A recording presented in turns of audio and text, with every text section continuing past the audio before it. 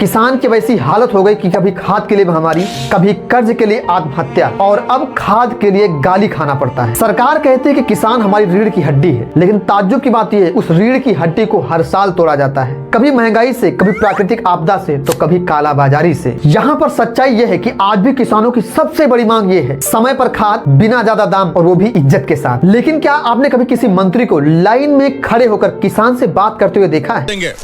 झोपड़े में कौन रहना चाहता है साहब, लेकिन हम सबके पास कोई काम धंधा नहीं है ना साहब। क्या आपने किसी मंडी के बाहर अफसरों को जांच करते हुए देखा है? क्या है? सत श्री अकाल बाजी, सब्जियां ने और की है जी। अब इन समस्याओं का हल यही हो सकता है कि हर मंडी में जीपीएस ट्रैकिंग हो, कितनी खाद आई और कितनी बिकी, और किसानों को सीधा सरकार से सब्सिडी मिले, ऑनलाइन बुकिंग सिस्टम हो और फर्जी बेचे जाने वाली खाद को ब्लॉक किया जाए। और सबसे बड़ी बात यह है कि जिसे आप अन्नदाता कहते हो, कम से कम उसे भी इंसान समझा जाए। अब अंत में मैं यही कहूंगा, खेत सूखे नहीं पड़े हैं, हमारा सिस्टम ही सूख गया है।